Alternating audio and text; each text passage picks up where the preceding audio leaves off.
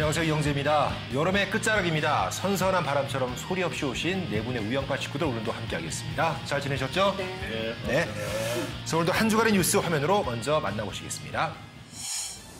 제주 카니발 폭행 사건으로 난폭 운전이 급질락한 사회 문제가 됨수다.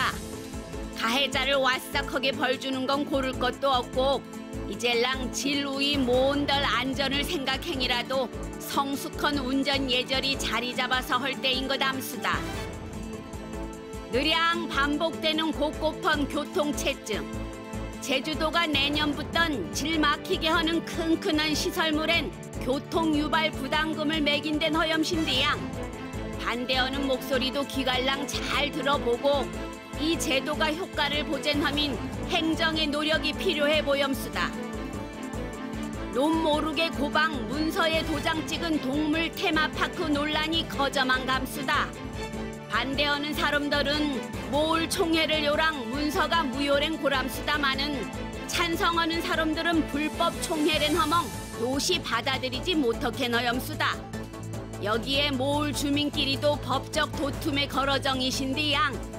짚어만 가는 갈등의 골. 사업 전면 재검토부터 또시 시작해야 될 거 아니우까. 네, 먼저 전 국민의 공분을 산 뉴스였습니다. 요즘 왜 이렇게 많은 분들의 공분을 사는 뉴스가 제주발 뉴스가 많은지 정말 안타까운데 말이죠.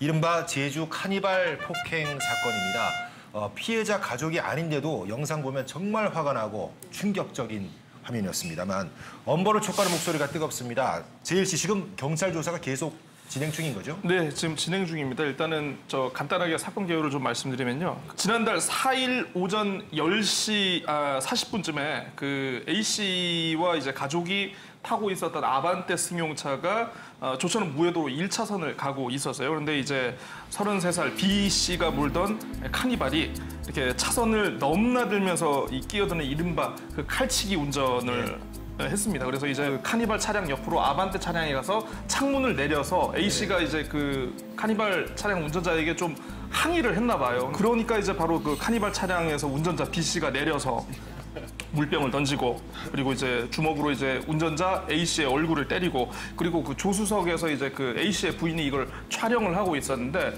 휴대폰을 잡아서 발로 밟고 이거를 또 이제 투포한 던지듯 멀리 이렇게 던져버리는 상황이 이제 포착이 됐습니다. 이게 아마 공교롭게도 이 차에 또 아이들 5살 그리고 8살 아이들이 같이 타고 있어가지고 아이들이 좀 많이 충격을 받았던 것 같습니다. 지금도 이제 뭐 정신과 치료, 그러니까 심리 치료를 좀 받고 있다고 하는데 사실 이런 경우에 이제 그 지금 적용할 수 있는 법률이 보통 일반적으로는 이제 폭행, 재물손괴라고 하더라고요. 근데 이게 처벌이 좀 약하겠다라는 국민적 여론이 들끓면서 이게 급기야 청와대 국민청원으로 올라가서 그 저희가 지금 이 방송 녹화하는 시점에 보니까 지금 16만 8,700명, 한 3만 2천 명 정도만 더 되면은 아마 이게 청와대가 뭔가 답을 해야 될 그런 상황이 된 것 같습니다. 예. 자, 지금 말씀하신 것처럼 단순 폭행과 재물손괴죄로만 처벌이 된다면은 비교적 좀 약하지 않겠습니까? 어떻게 좀 많은 분들이 엄벌을 원하고 있습니다. 네. 그렇게 될 원래는 가능성이 있나요? 난폭 운전인지 여부도 우선은 문제 하나 짚어본다면 난폭 운전이라는 게 그걸 법률로 이렇게 규정해서 처벌을 하려면 어떤 경우가 난폭 운전이 돼야 하는가 이런 걸 9가지 유형이 있어요. 뭐 신호 위반을 하는 경우, 중앙선 침범을 하는 경우라든가 그걸 2회 이상 반복을 해야 되거든요. 그걸 2회 이상 반복해 중앙선 침범 한 번 했다가 뭐 다시 뭐 침범을 한다든가 이제 이거는 이제 특정인에 대한 건 아니고 이제 교통의 전체적인 그런 위해를 줄 수 있는 행위를 규정하는 건데 이 사안이 과연 2번 이런 것도 또 입증해야 될 문제가 남아 있긴 해요. 그런 문제 남아 있고 두 번째는 이게 정체된 상태에서 때렸으니까 기본적으로는 폭행인데 폭행이 아니고 이제 상해로 가는 거죠. 기본적으로 폭행이 다쳤으니까 상해로 가는 건데 여기 또 추가로 이제 추가 검토해야 될 내용으로 얘기하는 것 중에 하나가 운전자에 대한 폭행 아니냐. 우리 옛날에 우리 버스기사 폭행 사건으로 되게 위험하다 해가지고 입법화된 거거든요. 근데 이제 운전자에 대한 폭행도 저도 좀 검토를 했었는데 운전자에 대한 폭행은 꼭 정차 중에도 해당은 돼요. 그러니까요. 근데 그래서 정차 중에 있는데 때렸다. 그리고 운전자다 이렇게 볼 수 있는데 그게 그 여객 운송인 경우에 해당하더라고요.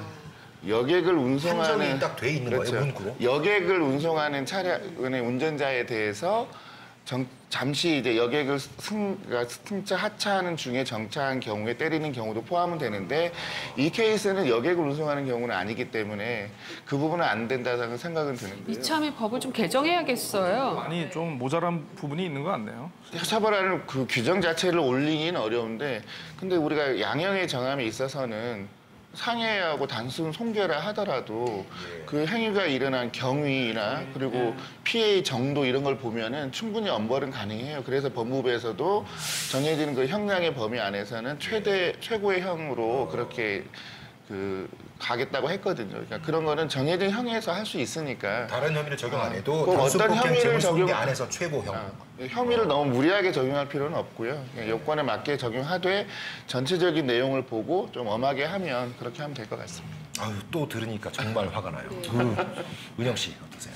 네, 방금 여객 그 기사분들이 아니라면 여객 운전자가 아니라면은 뭐 이런 가중처벌의 부분이 이제 포함되지 않는다라고 말씀을 하셨는데요. 아니 그러면은 뭐 거의 다 해당되는 사람이 없는 거 아니야라고 생각할 수 있지만 이미 그런 부분들로도 처벌을 받는 이런 사람들이 굉장히 많고 104명이 구속이 지금 된 상황이고요.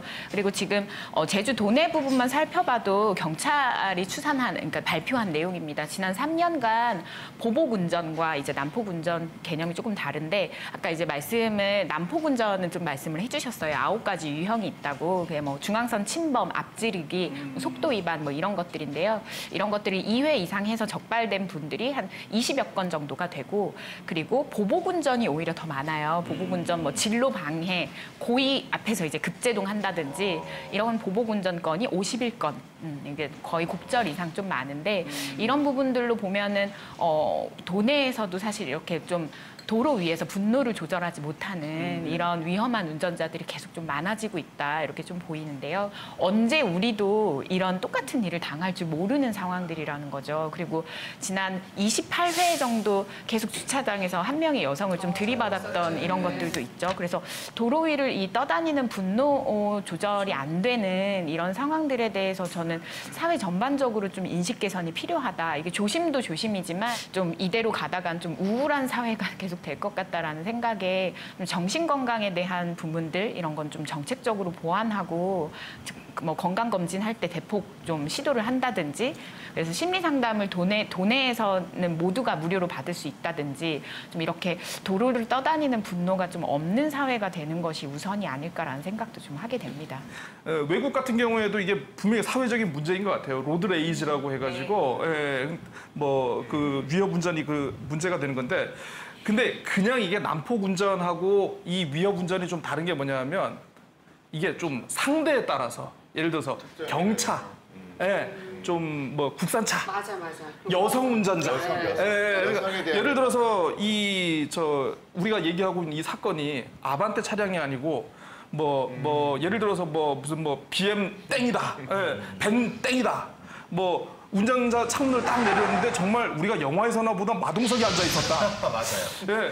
라면은 이 상황이 아마 벌어졌을까? 저는 벌어지지 않았을 거라고 봐요. 이거는 어떻게 보면은 상대에 대한 위협 운전은 약자를 공격해서 자기 만족을 얻으려는 어떤 그 인간의 심리. 그야말로 상대적이네요. 예. 이런 거에서도 분명히 찾아볼 수 있지 않을까 싶어요. 저는 실은 아까 말씀하셨던 경우에 해당돼요. 여성 운전자였고 차가 그렇게 좋지 않은 상황에서 보복 운전을 직접 경험을 했어요. 지금도 그때 생각하면 굉장히 공포스러운데요. 그러면서 드는 생각은 뭐냐면 이 운전자가 나에게만 이럴까? 어떤 다른 상황에서도 제주도에서 어느 곳곳에서 운전할 때 분명 저러지 않을까라는 생각에 어떻게 제보를 해야 되나 막 이러면서 찾아본 게 있는데요. 일단은 국민신문고라는 앱이 있습니다. 근데 또 지금 우리 시청하시는 시청자 여러분들께서도 좀 잘 아셨으면 하는 앱이 하나가요. 스마트 국민 제보라는 이런 앱이에요. 이게 경찰서에 굳이 번거롭잖아요. 저도 솔직히 당했다고 해서 가서 하기에는 뭐 블랙박스도 뭐 어떻게 해야 될지 잘 모르겠고 뭐 여러 가지가 증명을 해내기가 좀 그런데 요즘은 이제 주변에서 목격하는 분도 있고 당사자도 있는데 이 경우는 익명이나 실명으로 제보가 가능해요. 접수가 되면 경찰서에서 조사를 합니다. 익명 제보도 네네. 그리고 또 보복 운전뿐만이 아니라 교통 위반, 뭐 성폭행, 뭐 가정폭력, 데이트폭력 요새 이런 부분들도 많잖아요. 그러니까 이렇게 다양한 분야에서 제보가 가능하니까 우리 시청하시는 분들 평소에 좀 이렇게 깔아두셨다가 좀 같이 이렇게 좀 동참을 해야 이게 좀 인식이 바뀌지 않을까라는 생각도 좀 들어지고요. 이번에 이 카니발 폭행 사건이 딱 나오자마자 경찰에서도 뭐 집중 단속을 하겠다 100일 동안. 근데 그걸 곳곳에 경찰이 있다고 해서 이게 집중 단속이 될까? 결국에는 아까 말씀하셨던 인식의 변화가 정말 굉장히 필요하다고 생각이 들어져요. 네. 안 그래도 많은 지적을 받는 게 제주의 교통 문화인데 그런 특별 단속이 없어도 저 교통 문화가 많이 개선됐으면 정말 좋을 것 같습니다. 자, 다음 소식입니다. 이 내용은 정말 한참 전부터 시행할 것 같던 제도거든요. 예, 근데 또 얘기가 나오고 있습니다. 교통 혼잡을 유발하는 일정 규모 이상의 건물에 교통 유발 부담금을 내년 10월인가요?부터 부과를 한다고 합니다. 근데 과거와 마찬가지로 이번에도 반발이 역시 적지 않은 상황이거든요. 도입을 해야 한다고 보시는지 묻고 싶습니다. 은혁 씨 어떠세요? 네, 제 공약이었고요. 당연히. 당연히 도입해야죠. 할 말이 없네요. 네. 네, 전 반드시 필요하다. 도입을 해야 하고 사실 가장 늦었습니다, 제주가. 원래 지금 전국에서 인구 10만 이상의 도시에서는 다 지금 적용을 해서 조례로 운영을 하고 있고요. 제주에서도 이제서야 좀 실제적인 준비가 추진이 되고 있는데 사실은 교통 혼잡을 유발하는 이런 부분에 대해서 제재하고 감축을 시키겠다라는 취지로 누가 교통 혼잡을 유발하느냐, 어떤 건물, 어떤 사업체가 유발하느냐 그 원인자에게 책임을 묻겠다라는 이런 형태로 취지로 해서 진행되는 이런 정책인데요. 지금은 법적으로 지금 시설물의 연면적 1000제곱미터 이상의 모든 사업체, 여기에는 뭐 국가기관이나 이런 공공 건물들도 포함이 되는데요. 이런 부분들에 이제 부과를 하겠다라는 내용입니다. 지금 8월부터 12월까지 세세하게 좀 전면적으로 시설물 조사가 들어가게 되고 그 내용에 따라서 이제 내년 2020년 10월에 구체적인 액수가 좀 부과되는 이런 형태고요. 그래서 지금 막 조사가 시작되고 이 해당하는 건물들이 우리 내년에 이렇게 부담금을 부과하기 전에 이런 형태로 감축을 하겠습니다라고 하는 감축 이행 계획서 이런 것들을 좀 제출을 한 이런 상황이에요. 내용들을 좀 살펴보면 제주에서는 제주공항이 가장 혼잡하고 차량량이 많죠. 4억 3천이 예상되고 있고 롯땡 호텔이 네, 3억 7천 정도로 이제 다음 순위입니다. 대부분은 이렇게 호텔이나 면세점이 좀 부과가 되고 있는데 제가 좀 전체적으로 좀 이런 것들이 어느 지역이 가장 좀 필요할까 생각을 했다가 제가 부산을 떠올렸어요. 부산 같은 경우는 차량량도 굉장히 많고 도로의 환경이 좋지 않기 때문에 화물차도 많아요. 네, 이런 부담금 정책이 일찍 시작하고 잘 도입해 있을 것 같았거든요. 그래서 좀 살펴봤는데 역시나 액수가 남다릅니다. 1위 같은 경우에 그러니까 1위부터 9위까지가 다 백화점이고 10위가 공공기관인데 1위 같은 경우에는 거의 11억 원에 가까운 부담금을 실제로 내고 있어요. 네, 내고 있고, 그리고 계속해서 좀 이런 법률의 조정에 따라서 연간 한 10%씩 계속 높게 부과가 되고 있는 이런 상황이고요. 지금 8월부터 12월까지 제주에서 지금 전수조사 시간이라고 말씀드렸는데 사실 굉장히 많이 행정력이 투입이 되긴 해요. 그래서 이 정책이 저는 도입도 필요하고 그리고 구체적으로 감축에 대한 효과를 측정하는 데에 대해서 행정력을 저는 분명히 좀 투입을 해야 된다고 생각을 하고요. 도의회에서 좀 두 눈 시퍼렇게 뜨고 이런 것들이 좀 제대로 운영이 되고 있는지 지적하는 이 통합적인 어떤 운영을 제주도도 이런 부분들도 좀 고려를 해야 되는 것이 아닌가라는 그런 생각들도 좀 남기게 됩니다. 그러니까 예전에도 이런 주제로 제가 토론 진행한 적이 있었는데 그 당시 기억도 그래요. 제 생각에는 뭐 대기업이 운영하는 호텔 아니면 다른 뭐 백화점 이런 곳 같은 경우는 1년에 뭐 2억, 3억이 그렇게 큰 돈도 아닐 것 같은데 항상 나오는 말이 임차에 있는 사람들에게 그게 전가가 될 것이다. 그래서 반대한다. 이런 의견이 참 많았잖아요. 네, 일단은 그 차고지 증명제 전면 시행처럼 이것도 계속 늦춰지다가 이제 시행을 앞두고 제주 상공인 그리고 관광업계에서 좀 반발을 하고 있습니다. 내용을 조금 들여다보면요. 우선 관광시설 규모, 위치 등을 현실적으로 고려해서 다른 지역과의 형평성, 그리고 장소별 교통 혼잡도 등을 종합적으로 고려해서 교통 유발 개수를 다시 재산정해달라. 네.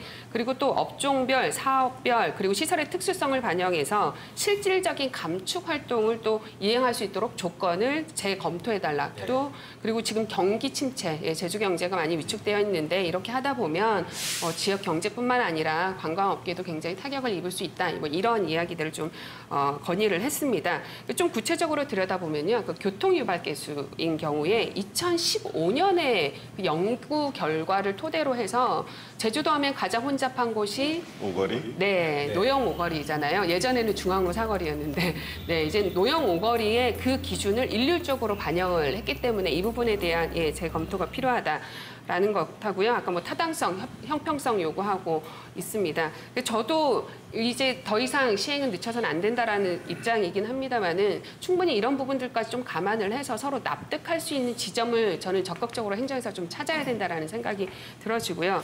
아까 은영 씨께서 얘기했던 교통량 감축 이행 계획서, 이것을 시행할 때 감축 이행 계획서를 어떻게 들여다볼 것인가. 결국 우리가 지금 이것을 하는 건 아까 얘기했던 대로 감축이 목표잖아요. 그렇죠. 예, 그러면 이 감축 이행 계획서가 잘 나오고 임시 방편으로 뭐 그 부담금 경감하는 이런 용도가 아니라 정말 실제 감축할 수 있는 이러한 내용들이 나올 수 있도록 행정에서 정말 잘 꼼꼼하게 준비를 해야 될 것 같아요. 예. 그 아까 노영오거리를 기준으로 개수를 만들었다고 했는데 그것도 사실은 그 업계 말이 이해가 되는 부분도 있어요. 그러니까 개수란 것이 어떤 특정한 지역에 맞게 조정하는 숫자잖아요. 그런데 그 읍면 지역까지도 노영동 오거리를 기준으로 만들었다는 거는 그럴 때 이제 좀 변수를 만들게 하려고 하는 게 개수인데 그거 좀 개선해. 커트라인을 어디서 강남 8학군 커트라인으로 맞춰나가지고. 그러니까 이 부분도 일리는 있다고 저는 보여지더라고요. 예. 원할 점들이 많은 것 같긴 해요. 근데 이 교통 부담금을 하게 되면 이제 도내 전체적으로 한 2,800곳이 대상인데 그 잠정적으로 지금 조사를 해보니까 한 105억 원 부담금을 하게 되면 그러면 그 부담금을 걷어서 이제 뭐 다른 교통시설 개선이라든가 이런 거를 사용을 해도 굉장히 좀 의미가 있는 것 같고 사실 이제 이미 제주에서도 도입을 하려고 했었어요. 딱 보니까 뭐 2000년, 2006년 그리고 2014년인데 그 어떤 해인지 아시죠? 공교롭게도 다 선거가 있는 해입니다. 예, 선거가 있는 해여가지고 이게 어떻게 좀 논란만 되고 도입이 되질 않아가지고 그래서 좀 이번에는 좀 한번 좀 잘 좀 아까 뭐 개수 조정 문제라든가 요런 거는 좀 잘 협의를 해가지고 좀 어떻게 좀 시행이 되는 쪽으로 한번 가야 되지 않을까 싶어요. 자, 이렇게 그 인구 10만 이상 중 제주만 도입하지 않은 게 교통유발 부담 문제인데 그럼에도 불구하고 도입하지 않는 편이 낫다 이런 목소리도 분명히 있습니다. 그렇죠. 아무래도 상공인 쪽에서는 그러하고요. 또 교통유발 부담금만으로 교통량을 해결하기에는 너무 어렵죠. 결국 실효성이 과연 있는가에 대해서도 한 번쯤은 의아하다라는 생각도 들더라고요. 도입이 다 해왔는데 우리가 교통 문제는 여전히 이러하고 다른 원인도 있을 텐데 아까 유의미하다고 보는 거는 하나의 그 정책으로 바꿀 수는 없잖아요. 그래서 아까 얘기한 것처럼 차고지 증명제라든가 여러 가지를 좀 실효성 있게 이제 해야 된다. 이거 하나로는 안 되는 것이고 실효성 있게 해가야 되는데 그 교통 유발 개수 아까 말씀하셨는데 그 부분도 사실은 좀 지역적 특성이나 이것이 다 고려되지는 않은 것 같다는 생각도 들고 또 한 가지 고려해야 될 게 관광객 위주의 어떤 시설인 경우에는 그만한 더 유발 요인이 있기 때문에 좀 더 개수를 조정해 준다거나 읍면 지역의 이 부분에 대해서는 좀 줄여주기도 하고 아까 또 경감 부분을 얘기했는데 경감하는 방법에 있어서도 최하는 2%의 경감이고 최고는 30%더라고요. 물론 중복해서 이렇게 하다 보면 90%까지 가능하긴 한데 어떤 경우에 경감을 해줘야 되는가에 대한 것도 좀 면밀히 살펴봐서 어떻게 하면은 그게 감축 활동이 된다 이런 것도 좀 면밀히 좀 살펴봐야 될 부분이 있다 이렇게 보이고요. 오늘 말씀드린 두 우영파 뉴스가 또 연결이 되는 부분도 있는 것 같아요. 교통정책. 아무튼 따로 노는 정책이 아닌 통합적이고 유기적인 정책이 필요한 게 바로 교통 분야가 아닌가 하는 생각이 듭니다. 자, 우영판 뉴스 함께 하셨고요. 이어서 오늘의 메인 토크로 넘어가겠습니다. 이맘때민 제주도민들 손이 헌창 조르질 때우다. 벌초할 때가 돌아왔지양. 쉽게 안 한 건 놈이 몰라도 소분 안 한 건 놈이 안다고 제주에선 벌초를 중하게 여기는디양. 제주의 벌초 문화 구짝 지켜나가자. 이젤랑 바꿔나갑주. 여러분은 어떤 생각햄수가? 네, 추석 전 이맘때 도민들 사이에서 꼭 건네는 인사말이 있습니다. 바로 삼춘 소분의 수가. 인데요. 바야흐로 벌초의 시기가 돌아왔습니다. 오늘 좀 다른 때와는 달리 추억 돋는 얘기가 많이 나올 것 같은 느낌이 들고요. 네, 육지와 많이 다른 제주의 벌초 문화 얘기를 오늘 나눠볼까 합니다. 저는 그 제주에 산지 17년이 넘어서 이제 웬만한 거는 다 익숙해지는데 오늘 주제만큼은 약간의 소외감을 느낄 것 같아요. 저도. 그렇죠. 네. 그러니까 제주에서 벌초한 적이 한 번도 없어서 그런데 말이죠. 자, 제일 싫은 그러면 소분, 해수가. 저희 이제 금요일에 지금 방송이 되고 있잖아요. 예, 저는 내일 갑니다. 내일 가는데 저희가 이 녹화 시점이 이제 수요일.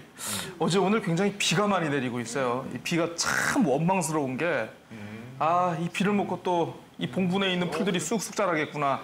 예. 또 이제 이 바닥에서 올라오는 그 습기.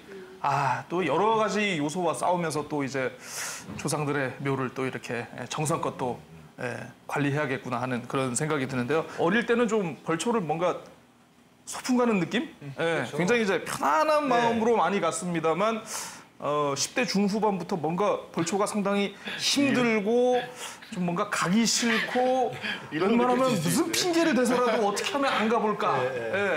그리고 이제 또 40대 중반에 접어든 지금은 이제 또 벌초를 가장 이제 주도적으로 해야 될 나이에 있으면서 이거를 끝내 어떻게 좀 일련의 농사가 끝난 것 같은 아마 많은 도민들이 그 생각들 하실 거예요. 그래서 이제 친구들하고도 이제 보면은 야 너네 봉분 몇 개, 너넨 몇 개, 너네 이장들 해. 요즘 이제 대화가 이렇게도 좀 많이 가고 있습니다. 예. 박주희 씨는 오늘 딱 봐도요. 오늘 사실 주제가 연상이 됐어요. 지금 바로 가셔도 될 것 같은데. 술 하나 주세요.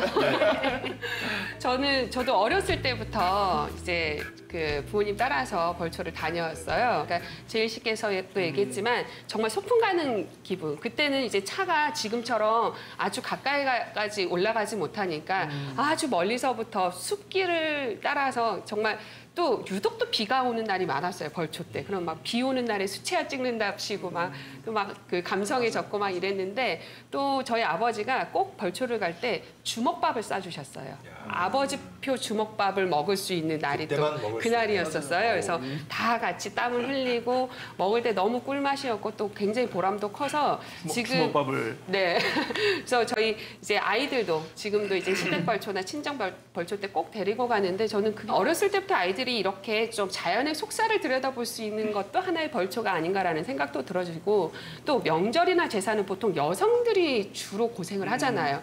근데 벌초 때만큼은 남성들은 예초기 들고 여성들은 이제 그 산땀 아래 이제 그쪽 낯질하고 아이들은 이제 풀을 나르고 약간 역할 분담들이 공평하게 되어 있는 형국 또 조상의 어떤 오래된 잊혀진 이야기도 주고받고 벌초 문화 너무너무 좋은 점이 많다고 생각하기 때문에 이게 사라지면 이러한 어떤 그 문화들도 사라질 게 참 걱정이 돼요. 역할 분담 얘기를 하셨는데 이제 뭐 이게 약간 집안에 따라서 조금 차이가 있을 수는 여성들이 있지만 안 가는 데도 있더라고요. 이제 보통 이제 보면 이제 기계로 이제 봉분을 정리하는 봉분팀이 있고 이제 돌담을 중심으로 돌담의 외장을 정리하는 외장 처리팀, 돌담의 안쪽을 정리하는 이제 내장팀, 보통 이렇게 그리고 이제 마지막에 이제 그 풀을 걷는 최종 정리반이 이렇게 있는데 그러니까 요즘에야 이제 굉장히 어떤 정보통신 기술이 발달해가지고 묘를 찾기가 쉬운데.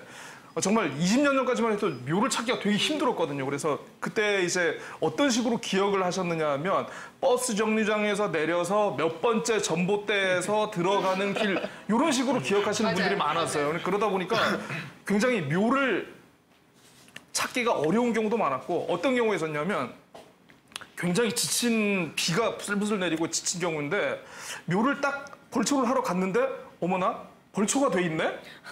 알고 보니까 다른 분들이 봉분을 몰라가지고 저희 봉분을 이런 경우들 한 번씩 있을 거예요 아마. 그러니까 굉장히 뭔가 이 횡재를 얻은 횡재한 느낌. 조상님은 어떻게 할 그런 거 거야? 있어요. 그러니까 조상님 어떻게? 그분들은 그러면 그분들 조상님은 어떻게 하셨지? 좀 그런 얘기도 좀 많이 하고. 당신들 누구셔? 알려주실 것 같아요. 그러니까 지금 말씀 들어보면 일단 조상을 위해서 하는 게 벌초인데 산 사람들을 오히려 하나로 묶는 게 벌초 문화가 아닐까 싶어요. 예. 구자원 씨는 고등학교까지 계시다가 육지로 가신 거예요? 두 분 얘기 들어보니까 딱 그림이 그려지잖아요. 예, 제가 아니 왜냐하면 벌초하기 싫어서 올라갔다는 소문이 있어가지고 여러 가지 이유가 있습니다.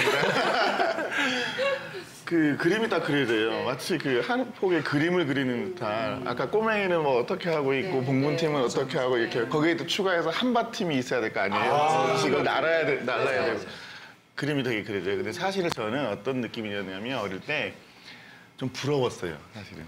벌초를 하는 아이들에게 부럽더라고요. 왜냐하면 저는 여기서 저도 이제 예전부터 이게 우리 아버지 어머니가 이제 육지에서 내려왔기 때문에 여기 이제 하려면 육지로 올라가야 되는데 뭐 이렇게 막 여러 가지 사정에 의해서 벌초를 이렇게 그런 문화를 잘 못 해봤어요. 근데 기억나는 거는 어릴 때 우리 들어보셨을 거예요. 벌초 방학이 있었잖아요. 있었죠. 저는 이제 그때 정말 할 일이 없어. 할 일이 없지만 근데 나한테 너무 즐거운 날이긴 하지. 공짜로 하나 공짜로 얻은 얻었잖아요. 날? 다른 친구들은 가서 일해야 되지만 나는 완전히 공짜거든. 그래서 그런 추억도 있고 아무튼 저에게는 벌초라는 게 즐거운 뭐 그런 거긴 한데 문화적으로 되게 한데 내가 경험을 직접 못해서 하는 오히려 약간의 아쉬움을 주는 느낌이 그렇죠. 있었구나. 낯질하면 제가 더 잘하겠네. 벌초 때 저는 또 먹고 저는 제주에 와서 관혼상까지는 다 경험을 했어요. 여러 번 경험을 했는데 그러니까 놈의 집 쉽게 제가 갈 수 없잖아요. 네, 제가 장례식장까지는 갔지만 이렇게 묘를 쓰시는 것까지는 그리고 벌초를 하는 것까지는 구체적으로는 경험이 없기는 해요. 근데 아까 그 어떤 이런 아이들에게는 놀이의 그 시간이기도 하고 다 같이 모인 이 시간이라고 말씀을 하셔서 저는 제 경험에서는 똑같은 그런 순기능을 했던 게 육지에서 김장철이었어요. 김장철. 네. 그리고 그 저희 집 같은 경우에는 정말 대규모의 사람들이 모여서 수십 명이 모여서 그러니까 예전엔 천포기를 했거든요. 저희. 배추 천포기 절여서 왜냐하면 그 딸린 식구들이 굉장히 많아서 근데 지금은 최근에는 몇 년 전부터 500포기로 줄었어요. 아무튼 주먹이 원도급, 하도급. 네. 오늘 이런 얘기 너무 좋네요. 네. 마음이 푸근해지는. 네. 근데 그 얼마 전에 사실 이렇게 그 공동체 문화라든지 이런 것들을 확인할 수 있는 1년에 한 번씩 겪는 큰 행사인데 좀 조심해야 될 것들도 있어요. 바로 녹화 이틀 전입니다. 녹화 이틀 전에 그러니까 소방본부에서 주의보를 발령했는데요. 이제 예초기 등 농기계 안전사고에 대한 주의보가 발령이 됐어요. 위험해요. 네, 발령되기 바로 며칠 전에 이 일주일 사이에 일어난 일들인데요. 한 분은 좀 목이 크게 다치시고 한 분은 무릎이 크게 다치시고 하면서 예초기를 사용하는데 좀 그 사고들이 발생을 했기 때문이에요. 또 최근 3년간에 이렇게 그 구체적으로 사고가 발생한 게 39건이 발생을 했고 한 40여 분이 실제 좀 크게 다치셔서 병원으로 이송된 이런 것들이 있기 때문에 좀 주의가 좀 필요하고 예초기를 사용하기 전에 긴 장화나 장갑 그리고 보호 안경, 안면 보호대 이런 것들을 착용하고 이게 BGM이 이렇게 빰빰 빠바밤 네, 이게 메스가 아니라 이런 것들을 다 착용한 다음에 예초기를 사용하는 이런 것들을 좀 옆에서 같이 챙기는 게 좀 필요할 것 같아요. 안 한다고 해도 뭐 덥다 불편하다 해도 옆에서 먼저 챙겨주는 게 있어야 풀만 나가면 무조건 긴 소매. 네, 바지 입어야 이런 돼요. 부분들을 좀 주의를 하시고 즐거운 어떤 벌초 타임을 즐기시기를 바랍니다. 네, 그렇습니다. 여러 가지 주의해야 할 점도 많고요. 벌초에 대한 인식 자체도 많이 달라지고 있는 게 사실이에요. 일단 외지에서 많이 인구도 유입됐고 계속해서 전승이 필요하다. 정말 지켜야 할 문화다. 이런 인식도 있지만 세상이 변해가니까 이제는 시대에 맞게 좀 달라져야 한다. 후손이 편해야 한다. 이런 의견도 있습니다. 고지열 씨, 괜당들이 다 보고 계십니다. 아, 그렇죠. 예, 부담스럽네요. 참, 예.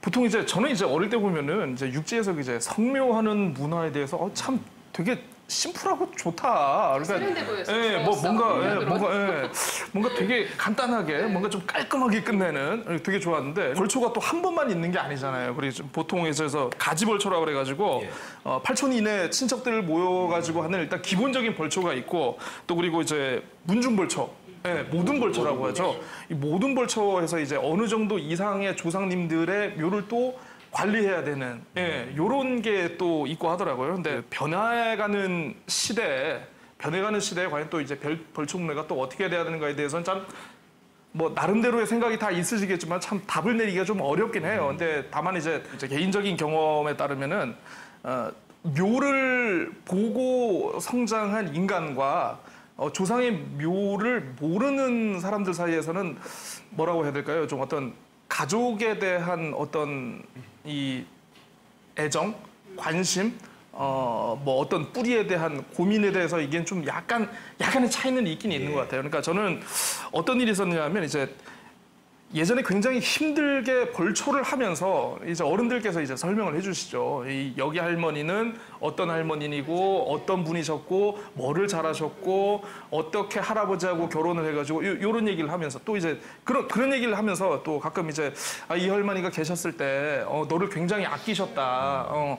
굉장히 그냥 손주만 보면 되게 좋아가지고 또 그러면 또 이제 숙연한 마음이 들면서 이 잔풀 하나라도 뽑아야지. 예. 아니 그러니까 이런 게 진짜 생기더라고요 이게. 그러니까 그런 면에서 봤을 때는 좀 한편으로 좀 권장하고 한편으로는 또 마음 한편으로는 이런 문화가 좀 그래도 계속 이어지는 게 좋지 않을까라는 그런 생각도 좀 들어요. 그러니까 요새는 그 추모하는 방식이 해서 이게 정말 이게 하나하나 이렇게 풀을 뜨면서 느껴지는 약간 그런 경건함 같은 것도 사실 있는데 또 한편으로 우리가 TV에서 많이 볼 때 낙곤당에 가서 이렇게 모셔놓고 거기에 또 여러 가지 글도 써놓고 그동안에 본인이 해왔던 걸 다 써놓은 다음에 그걸 갈 때마다 그런 걸 보면서 느껴지는 약간 추모의 마음 같은 것도 있고 해서 한편으로는 이 문화 자체의 가치 같은 건 좀 아쉬운 부분도 있지만 추모하는 방식에 있어서 좀 그렇게 해서 그 삶의 흔적들을 좀 전체적으로 다 볼 수도 있고 해서 그런 문화도 좀 괜찮은 것 같다는 생각도 들어요. 아쉬운 추모의 반면 방식이 다 있고요. 의미는 뭐 똑같을 거니까 말이죠. 그렇죠. 의미는 같은 거니까. 그렇습니다. 박수희 씨. 그러니까 사라져가는 것들에 대한 아쉬움이 계속 커져가는 것 같아요. 우리 제주도에는 헌묘라고 혹시 들어보셨죠? 네, 뭐 바다에 나가서 갑자기 이제 뭐 어떤 사고를 당하거나 특히 4.3 때 행방불명 되신 분들 시신 못 찾은 그 망자의 어떤 신발이나 옷을 묻은 묘를 헌묘라고 하죠. 또 제주도에 그 가메기 모른 식계라고 까마귀가 모를 정도로 지낸 제사라고 동네 사람들 모르게 지낸 제사를 얘기해요. 뭐 특히 4.3 때 여러 가지 이제 이웃들의 눈을 좀 숨기기 위해서 이렇게 제사를 지내는데 동네 사람들은 알면서도 모른 척 하지만 같이 이제 숨죽여서 애도하는 어떤 이러한 식기 문화도 있었는데요. 뭐 이런 헌묘, 뭐 가메기 모르는 식계, 뭐 이런 뭐 아까 뭐 골총 뭐 이런 것들은 어찌 보면 제주도가 계속 그 가지고 가야 할 위대한 유산이 아닌가라는 생각이 좀 들어지고 그 추모 문화나 장묘 문화는 변할 수밖에 없죠. 변할 겁니다. 이제 후손들이 계속 또 바뀌고 있고 막 이렇기 때문에 변할 수밖에 없지만 우리가 개인적인 어떤 추모 벌초와 가족 간에 갖는 어떤 공동체를 유지하는 이런 것들을 뛰어넘는 유산, 위대한 유산이 될 수 있을 만한 것들은 더 잊혀지기 전에 잘 보존하려는 노력들을 좀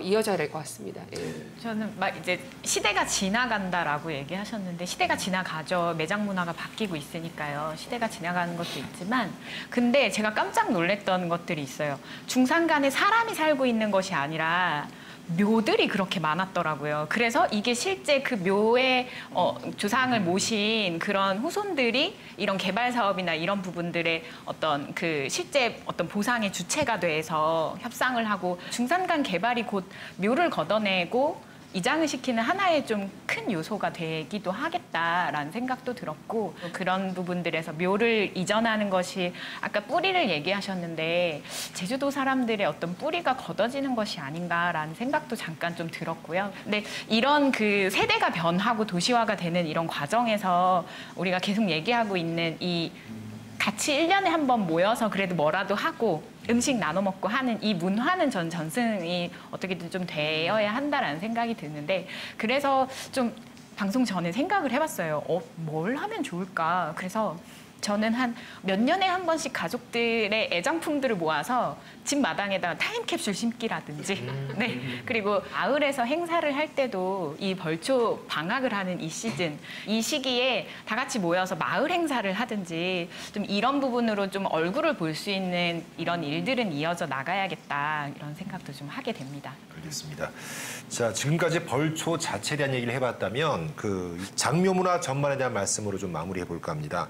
장례 방법이 다들 뭐 느끼시겠지만 매장에서 화장 쪽으로 정말 빠르게 급변하고 있습니다. 뭐 어쩔 수 없는 추세라는 생각이 들긴 하는데요. 박주희 씨는 의견이 어떠세요? 일단 제가 전국 화장률을 좀 살펴봤어요. 그러니까 되게 빠른 속도로 변하는 것 같아요. 예전에는 무슨 화장을 해 이랬던 문화가 많이 바뀌고 있는데 실제 2017년 전국 화장률이요 84.6%입니다. 예, 꽤 높아요. 네, 예, 정말 놀랐는데요. 1993년도가 19.1%였어요. 예, 무려 4.4배 급속도로 계속 증가하고 그때는 누가 있고요. 돌아가셨다 그러면 무조건 산에 같이 그럼요. 가가지고 뭐 파는 거 보고 다녔잖아요. 상여 메고 막 네. 이런 것들 굉장히 이제 경건하지 못하다 뭐 이런 했었죠. 생각할 수 있는데 그게 네. 같이 이런 문화가 이렇게 되니까 이렇게 해도 뭐 할 수밖에 없는 상황이 되는 거죠. 예, 땅도 없고 예전에는 뭐 그렇게 하면 뭐 가까운 곳에 이렇게 할 수 있었는데 이제 그런 땅도 없고 또 여러 가지 후손들이 언제까지 벌초할 거야 이런 부분들도 분명히 있고요. 네. 근데 그 화장률을 보니까 성별 화장률을 보니까 남성 여성보다 높았고요. 20대가요 97.7%예요 화장률이. 네, 60대보다 훨씬 높았고요. 그리고 전국 최고 화장률은 부산이 최고입니다. 93%. 네, 그렇다면 과연 제주는 뭐 예상하시겠지만 69.4%로 가장 전국에서 저조한 편이에요. 가장 낮지만 네. 그래도 이렇게 많이 올라간 거 아니에요? 그나마 많이 올라간 겁니다. 50%가 예전에요. 안 됐었거든요. 2001년도엔요 16.1%였어요. 2017년도가 지금 뭐 69.4% 굉장히 제주도도 빠르게 증가하고 있는데 이번 시덕 벌초 가니까 그 얘기들이 막 나온 거예요.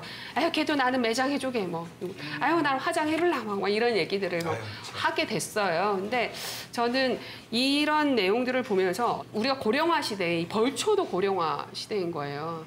제가 그나마 가장 젊은 축기라고 할 수 있어요. 산땀 낫지를 하는데 젊은 사람들이 안 보여요. 보시면 알겠지만 벌초 그 시기에 보면 다른 분들도 이렇게 벌초하는 거 보면 다 어르신들, 특히 남성 어르신들이 꽤 많죠. 벌초계 아이돌이시겠네요.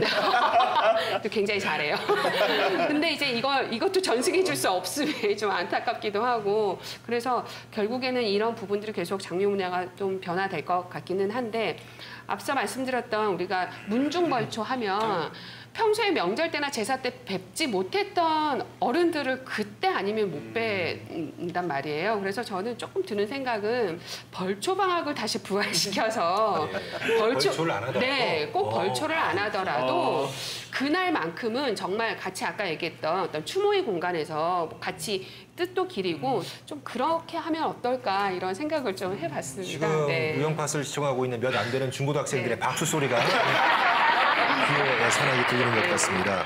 실제로 말씀 들어보니까 뭐 사회가 이렇게 변하고 개발 사업이 진행이 되고 또 화장으로 진전되면서 자연스럽게 벌초 문화가 점점 쇠퇴하는 게 아닐까 하는 생각이 드네요. 재현 씨 어떠세요? 그래서 이제 그 요즘 새로운 대안으로 또 주목받는 게 또 이제 수목장 아니겠습니까? 이제 뭐 이게 뭐 굉장히 오래된 개념은 아니고 수목장이라는 게 뭐 그렇더라고요. 이제 뭐 1999년에 이제 스위스에서부터 이제 처음 시작이 됐다고 하는데 이게 그 2000년도에 이제 독일 같은 경우에 굉장히 숲 조성을 잘해놔가지고 숲이나 공원 조성을 잘해서 이게 독일을 중심으로 굉장히 수목장이 많이 유행을 했다라고 해요. 그런데 이제 요즘 아무래도 이제 그 국토가 이제 그 묘 때문에 포화해 간다는 좀 그런 것도 그렇고 점점 이제 벌초를 할 사람들이 없어지고 하다 보니까 요즘 많은 도민들이 또 수목장에 많이 관심을 가지시는 것 같은데 이게 또 비용 문제가 또 이게 만만치 않고 어떻게 보면 이제 지금 이제 도민들이 좀 어떤 벌초하기 힘든 이런 심리를 좀 이용해가지고 좀 상수를 해보려는 그런 분들도 좀 많이 문제가 되는 것 같더라고요. 그래서 과연 수목장이 좋은 것인지 기존 봉분을 유지해가지고 이렇게 벌초를 해야 되는 게 좋은 것인지는 참 뭐라고 좀 결론을 내리기 어렵긴 해요. 뭐 도에서도 어쩔 수 없어서 그렇겠지만 수목장을 조성하는 계획을 갖고 있지 않나요? 네. 이제는 또 이제 그런 쪽으로 어차피 이제 분위기가 넘어가는데 은영 씨는 어떻게 생각하세요? 수목장, 자연장.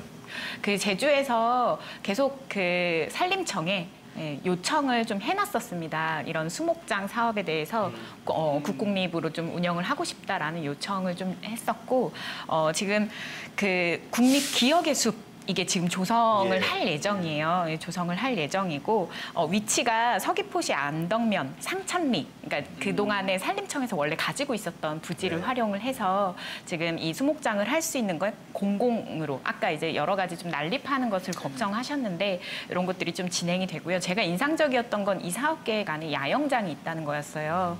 그러니까 조상신을 뵈러 그 수목장에 모신 분을 뵈러 가고 그 가족들과 좀 쉴 수 있는 이런 공간들도 좀 함께 있다는 점에서 좀 인상적이었고 그래서 성산읍 뭐 자연장지라든지 뭐 서귀포 추모공원 그리고 어승생 하늘누리공원 이런 부분들로 모실 수 있는 부분들이 좀 확대가 되고 있다. 그리고 제주 같은 경우에는 납골 시설이 이렇게 그 화장률이 낮다 보니까 제주도 차원에서 납골 시설 자체가 좀 굉장히 그 비용 자체가 다른 육지부보다 굉장히 낮은 편이거든요. 그래서 활성화 정책은 이렇게 좀 다양화되고 확대가 되고 있는데 이제 도민들께서 어떤 선택을 하실지 이런 것들이 지금 남아있는 과도기적인 상황이죠. 네. 자, 지금 저희는 현재 얘기를 하고 있습니다만 내가 꿈꾸는 내 장례 어떤 방식이었으면 좋겠고 또 어떤 분위기였으면 좋겠을지 한 분씩 좀 들어보면서 끝내면 의미가 있을 것 같습니다. 구정 씨. 깊은 생각을 안 해봤는데 네. 저희 그 선친이 그 돌아가실 때 유언으로 화장을 해달라고 했어서요. 그래서 저는 예전에 이제 화장을 했죠. 그 뜻이 뭐냐면 그거를 어디 묻는 게 아니라 공간으로 뿌려달라. 그러면 그 뿌려지면 아버지 마음에 또 누구를 이제 좀 찾아가야 될 분이 있었는 것 같아요. 그분을 찾아가겠다. 그 바람을 타고 찾아가겠다 이랬었거든요. 그 말을 예전에 그 말이 너무 딱 와가지고 언젠가 내가 만약 그 임에도 그렇게 해서 그렇게 뿌려지는 날을 생각하곤 했었거든요. 기본적으로는 그렇게 해서 뿌려지는 날 이렇게 생각이 좀 들더라고요. 알겠습니다. 아유, 네. 그러네요. 네. 은영 씨. 네. 사실 저는 유서를 매년 업데이트하는 사람 중에 한 명인데 내가 죽으면 그러니까 아주 오래전부터 제주에서 수목장으로 다뤄달라고 좀 써놨어요. 그러니까 요청한다라고. 아직까지 그 마음은 좀 변하지 않았고 그래서 좀 할 일들을 하고 가는 게 중요하긴 하지만 언제 또 이렇게 될지는 모르니까 네, 그런 부분들을 좀 매번 좀 다짐을 하고 있습니다. 너무 슬프게 하지 말고 이런 상상하면 또 좋을 수 있잖아요. 수목장을 나는 하고 싶은데 어디가 좋겠다.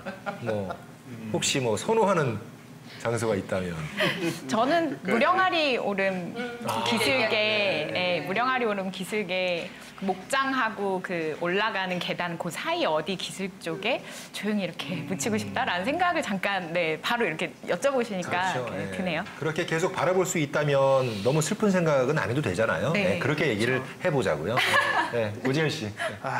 참 어렵네요. 그러니까 그 소설가 이문열의 금시조라는 소설이 있어요. 그러니까 글을 쓰는 방법에 대해서 스승과 다투고 스승을 넘어서려고 했던 어떤 천재적인 화가의 뭐 어떤 파란만장한 일생을 그린 그 소설이거든요. 그 금시조라는 게 그 마지막에 그 주인공 이름이 고죽이에요. 고죽이 자기가 이제 운명을 하는 순간 자기가 이때까지 썼던 모든 글들을 모아서 이거를 마당에서 불태운 다음에 결국 이제 그 운명을 하거든요. 그래서 그때 이제 그러니까 불을 태울 때 그러니까 본인이 요구한 거예요. 그는 불을 태울 때 금시조가 하늘을 치솟아 날아올랐다고 해가지고 소설 이름이 금시조거든요. 그게 그래서 멋있는데, 괜찮은데. 예. 저는 이제 제가 나중에 이제 갈 때가 되면은 내가 이때까지 썼던 모든 글들과 그러면 일단 프린트 해야 되잖아요. 예, 모든 걸 프린트해가지고 다 가져와. 다 가져오고.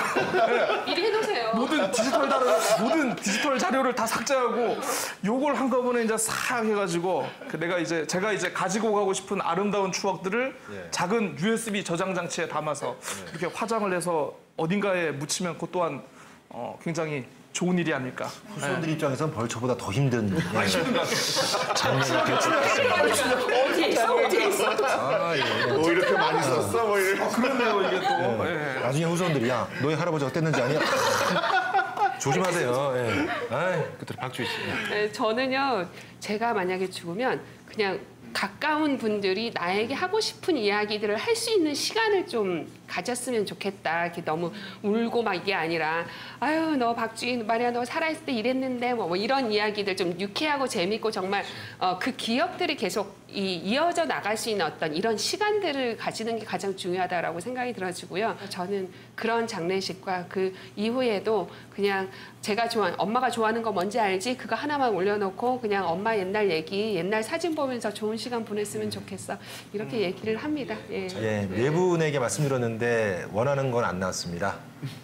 우영파시스 행복했습니다. 뭐 이런 거. 나 하나 정도 나올 줄 알았어. 네. 아이고 어쩔 수 없네요. 예. 자, 오늘 벌초 장례 얘기를 드렸습니다. 그런데 뭐 세대가 바뀌고요. 문화가 바뀌더라도 조상을 기리는 마음만 변치 않으면 될 것 같다. 이런 또 결론을 얻게 됐습니다. 예. 저희는 다음 시간에 다시 오겠습니다. 안녕히 계십시오.